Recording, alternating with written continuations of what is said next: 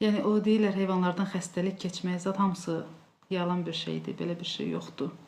Üzr istəyirəm. Hətta hamilə vaxtımda belə küçə heyvanlarına mən iynə vurmuşam, sağaltmışam. Elə heyvan var idi ki, burnuzadı da axırdı. Sadəcə olaraq ondan sonra gedirsən əlini sabunla yuyursan və salam.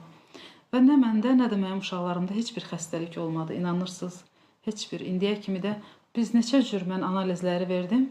O vaxt istəyirdilər, analizləri tələb edirdi. Hamısını verdim. Heç bir, nə uşaqlarda, nə də məndə heç bir infeksiyon xəstəlik olmadı. Amma mənim bir yaxın tanışım var idi. O yaxın onlar buraxmırdılar heyvanı. İnanırsınız, echinokok xəstəliyindən əməliyyat olundu. Kababdan başa düşürsünüz.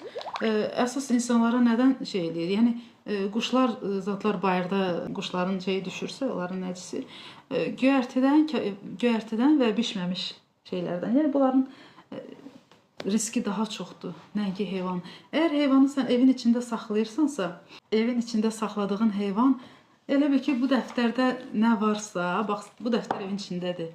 Bunun içində olduğundan artıq bir infeksiya yoxdur o heyvanda. O burada nə varsa, o heyvanda da ancaq o var.